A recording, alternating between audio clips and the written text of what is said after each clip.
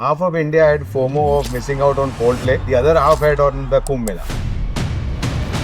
Gurgaon is celebrating more Mata Ki Chunni and Jagrata because it's conveniently available and Milk Basket delivers it overnight. Today, for example, there are more than 150,000 orders a day on 10 minutes food. And 10-minute food is basically 2 minutes of cook time and 8 minutes of delivery. My dad always asks me, is it a want or a need? Because if it's a need, I'll get you. If it's a want, you'll have to earn it yourself. 70% of iPhones in India sell on EMIs. Clearly, those are people who could not afford that iPhone. They stretched it. But then when you start doing everything on EMI, that is where the problem starts. How do you make shopping decisions when they are literally not tangible items? Desire for consumption is driving a lot of our behavior.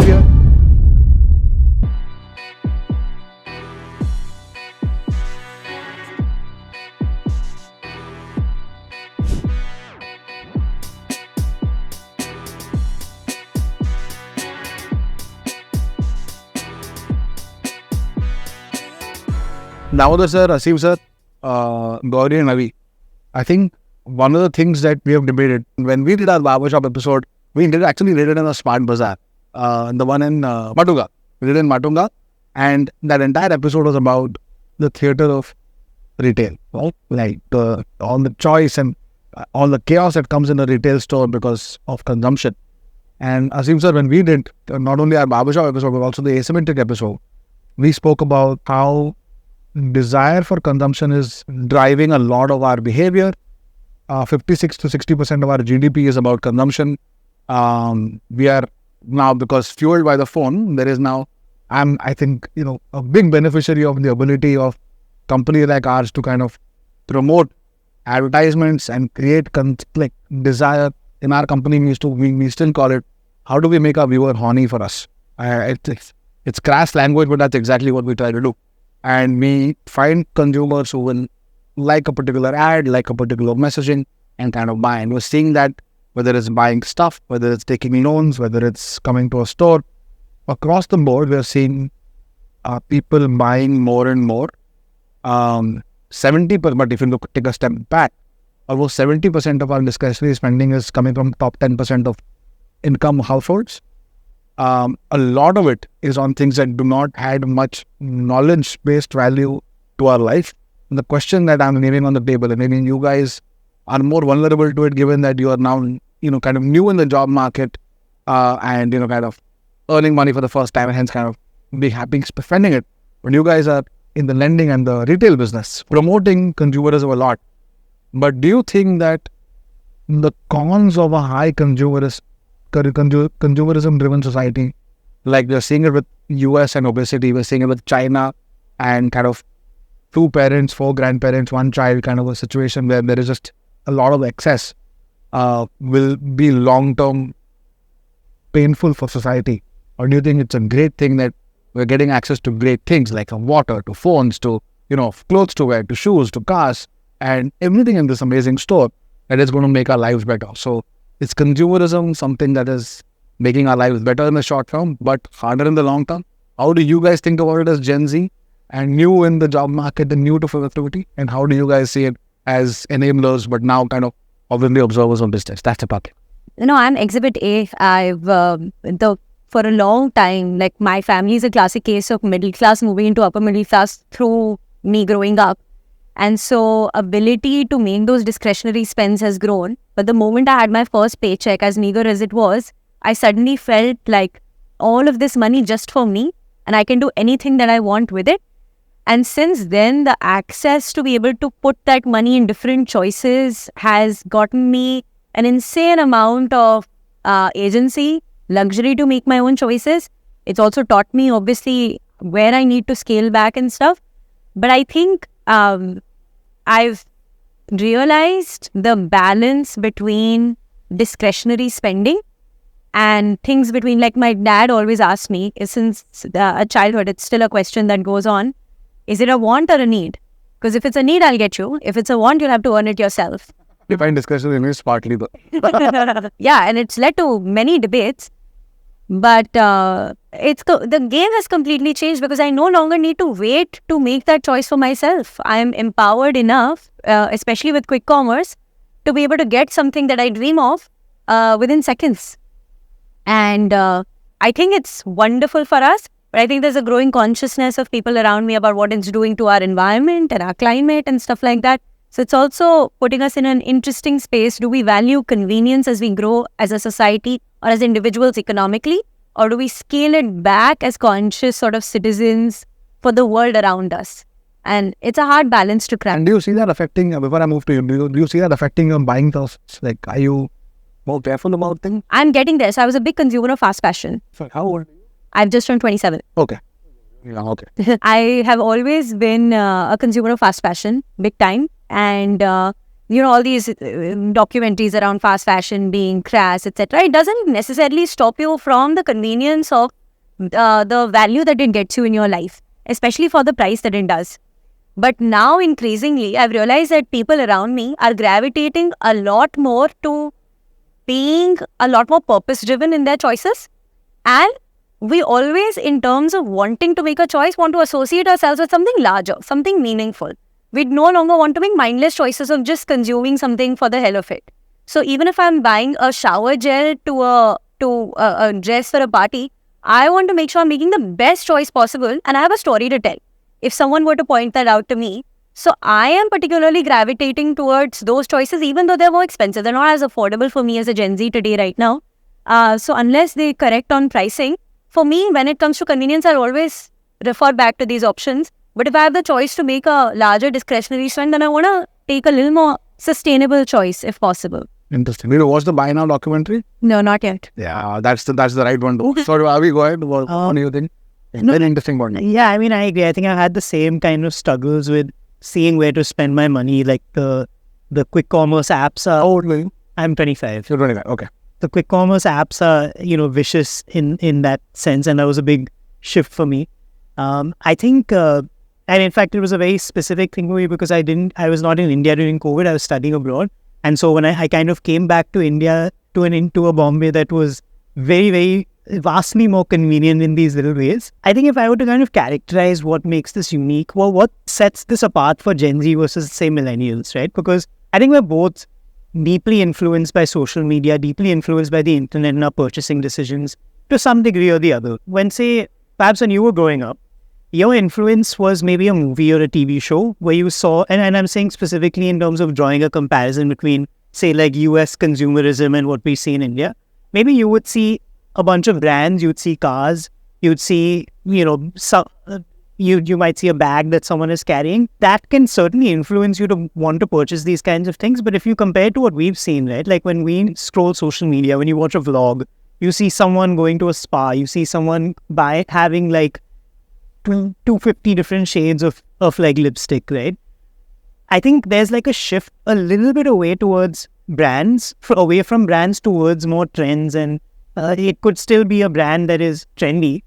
But I think that's something relatively positive, which I see, right? Because I think there's a lot of bloat and a lot of like friction that comes when you are purchasing something just because it's associated with a brand. Whereas if you have the ability to switch because you're choosing based on a purpose or based on something broader than that, I think that's a more optimistic form of like consumerism, I think.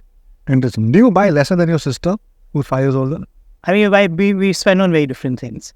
I don't think I would be able to put it into a single comparison. Like, I was looking through, and before I leave it to you guys, on how consumerism, I was looking at, and this is a pet topic for even on the asymmetry between Revan Chirag and I, on 10-minute quick commerce. I think it's amazing that 10 minutes has happened because I think it puts convenience at a pedestal. But now it has moved into 10 minutes for everything. And today, for example, there are more than 150,000 orders a day on 10 minutes food. And 10-minute food is basically 2 minutes of cook time and 8 minutes of delivery. So in 2 minutes, what are you really cooking? I don't know. And what is really getting delivered? I don't know. But it's like, I now come to Bombay, I'm aghast by the number of Zepto cafe orders in the Bombay Shaving Company reception on a daily basis. It's crazy. And I just feel like, this is long-term going to kill me. Because if like 10 years, 15 years back, if you're going to have a Domino's pizza, you would have to like order it on a phone. It had to come. It'll be a once in a month kind of affair. But now if it's a 10-minute delivery, you would probably do it every 2 days. And it comes back to the same question, like how vulnerable is the retail consumer to technology? Because now you have everything on tap and that's not really healthy. So what's your view on this? Not only for 10-minute everything, but in general consumerism and the world of brands, capital, retail, and technology. I think in these four things kind of bombard you when you're alone. First, incomes, which is potential energy for playing in this. I think we are a very new wannabe middle income society as a whole. And हमारे हफ्ते खेलने के दिन अभी आए. The way to express your income and your newfound, you mentioned it, your newfound well-being, you can't wear it on your shirt that, I got my salary today. Yeah. You do it through behavior. Your consumption or otherwise any behavior that you do is the expression of your well-being. Yeah, we say in our stores, ab gin chun ke kaju badam khane ke din gaye. It's a signal to yourself that I don't consume good things only during festivals. I think these are expressions for people whose incomes are increasing. And this is the playground, simple, innocent, everyday playground that you are able to make Mexican food at home. And to me, whether you buy Korean food from the store and go eat it at home, or whether you take an air-conditioned Innova with your family and go for Ashtavinayak Darshan around Maharashtra, to me is the same. Whether you're purchasing products or whether you're purchasing experiences, you're expressing your कि अब हमारे खुशहाली के दिन आए. So खुशहाली combined with the fact that collective belief that tomorrow is going to be better will lead to savings declining, will lead to incomes and consumption increasing. But it's a good thing. After this, the continuum, some of us, as you mentioned, some of us are living the first world problems. So, and some of us are coming out of poverty into saying Amul butter milta hai. So it's a ladder that all of us collectively are climbing. But I think it's an overall sense of well-being. At this stage, I don't think we are getting in a significant way as a society to saying we need to back correct as a collective. We need to really exuberate as a collective. What's your view? See, there are four purusharths of human life: dharma, artha, kama, and moksha. And if you see, our life is a balance of these four factors. So Dharma, Artha, Kama, and Moksha. Okay. So our life is a balance of these four things. Without dharma, this is basically right thinking, right living. Artha and kama will be misspent. Even if you earn it, it will be misspent. Without that intellect, about dharma, on you, and moksha, we can leave it for now. That's in Maslow's hierarchy that comes much later. So whenever you get, so the central concept of our ancient philosophy is that the Lakshmi that comes without Saraswati brings Alakshmi with her. Lakshmi kabhi akeli nahi aati. And Alakshmi is her sister, and she is the ill omen, and she will then create ways to leave you. So our job is to first bring Saraswati into our life, knowledge, wisdom, and then if Lakshmi follows that, then you will find good ways to deal with Lakshmi. And when wealth comes, what happens? Two things happen. First, you will buy products. Then you will want experiences. So first, you will always buy things with money. After a while, you realize the futility of things, or the reduced ROI, from those things, and then you will move towards experience. And then you will want to get, okay, now I can do a business class, I can do this, 5-star hotel, it's okay. Then you'll move towards experiences. So as a society grows, this is normal. Where it becomes difficult is that people who are aspiring for that lifestyle, unable to manage it, and then taking loans to meet the differences. And then, when loans are taken within a particular means, they are good. It is a good thing to take loans. But beyond the point, then they push people into debt traps. And that, today if you look at credit card defaults, that happen, that is the dangerous part, that there are people who are aspiring for that lifestyle. 70% of iPhones in India sell on EMIs. Now, clearly those are people who could not afford that iPhone. They stretched it, which is not bad in itself. But then when you start doing everything on EMI, that is where the problems start. That then you are just simply 7-8 loans that you have taken and no means to service them. So again, all these things are good, but the balance is super important. And when you lose balance, you fall. Are people in your Like, do you think consumerism is driving people in your age group, your friends, your, people in your peer group to kind of get leverage, to take loans for vacations?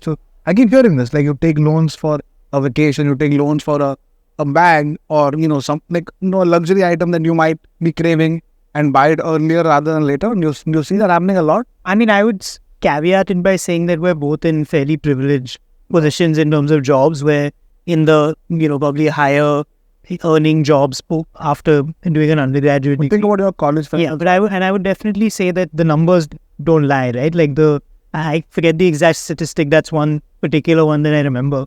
But I think you rightly pointed out, right? Like vacations is something that people are taking loans for now.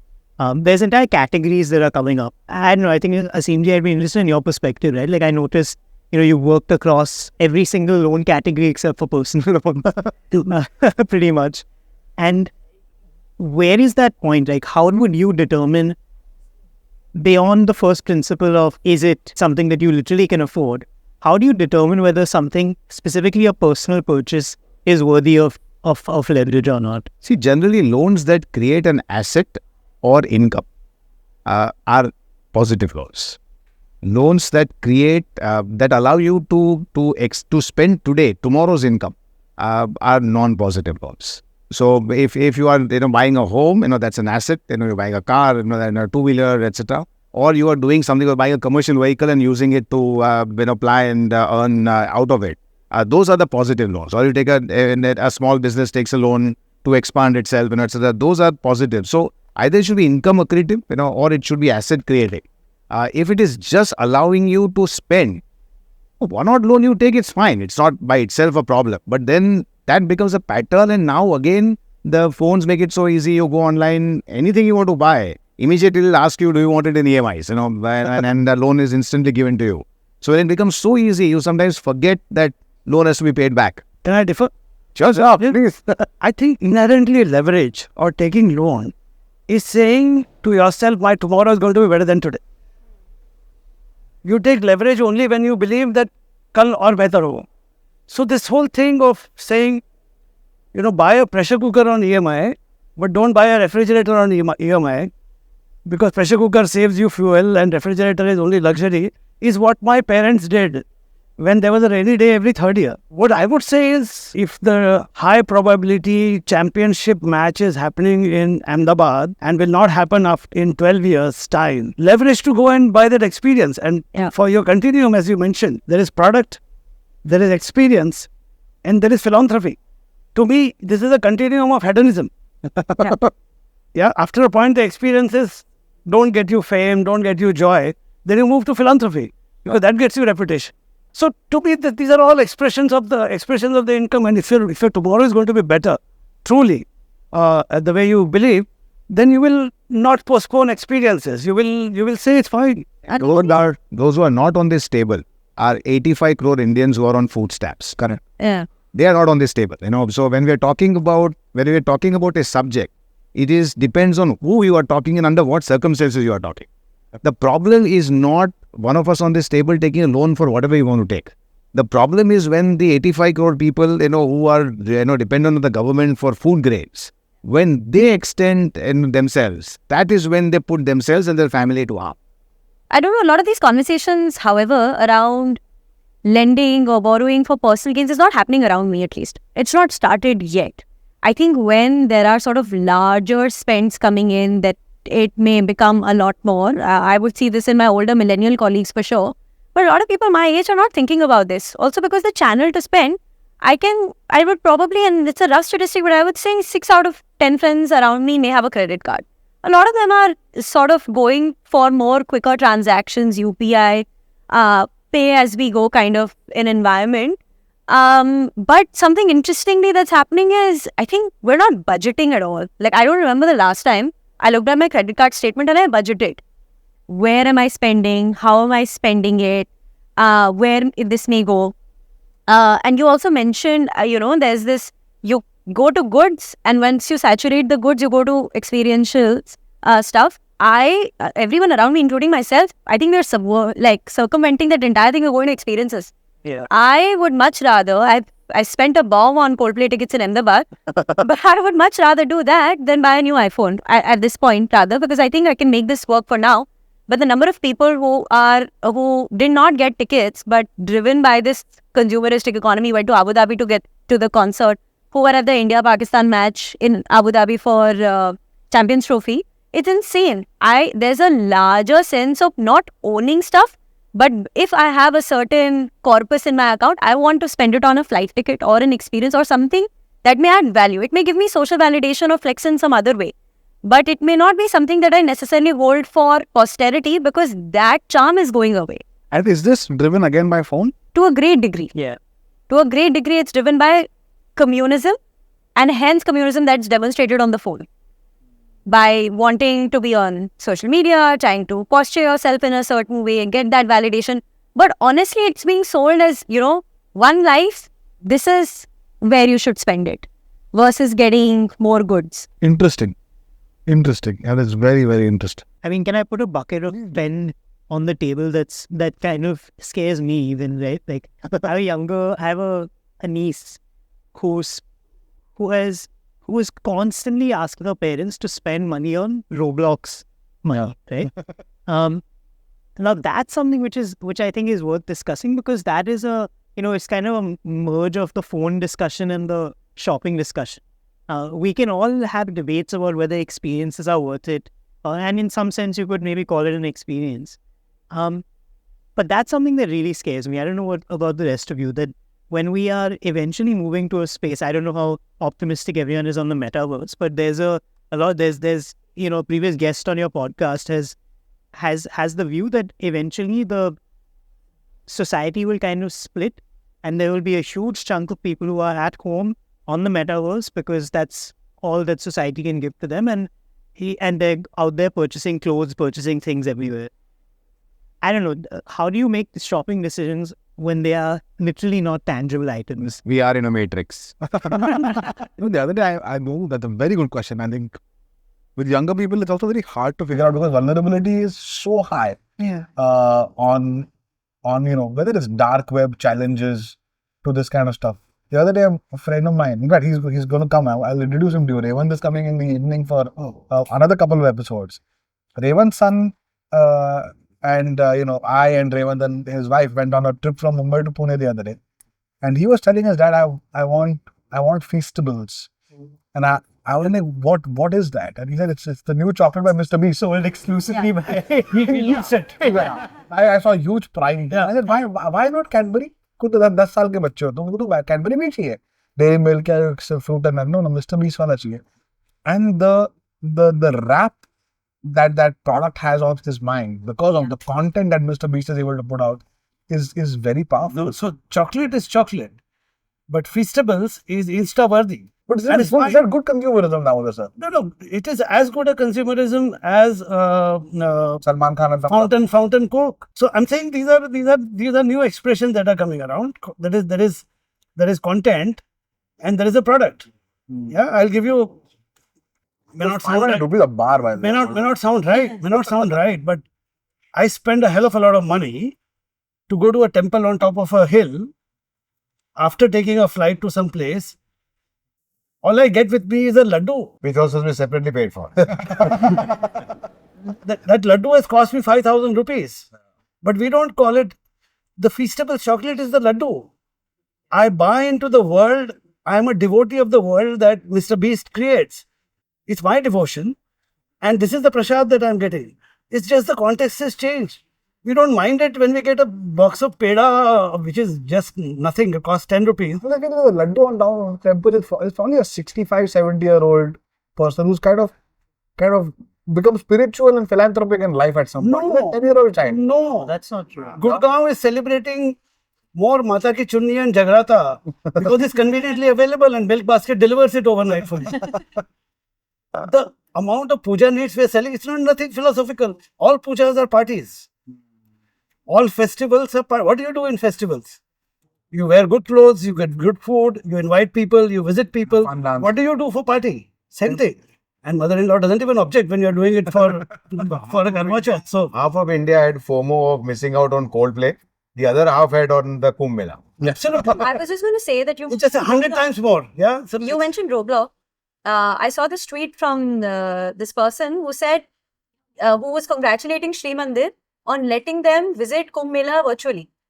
Because you could stream Kumbh Mela virtually, and that it's a pay and as you go model, you sachet pricing, you'll pay and you get to see Kumbh Mela from the comfort of your homes. So it's kids for sure, but also across the board, these digital experiences becoming a lot more accessible is insane. Mr. Beast to Coldplay to Kumbh are all experiences and products combined together, and people are choosing. That's the way I see. I just feel like I feel These are all like expressions of post. They served a lot more. And I mean, just to wrap that a little bit around, right, is I think it's clear that we are all super driven by ideology when we're, and I don't mean ideology in a simply like a religion, not religion sense. We're driven by so much ideology when we're making purchase decisions.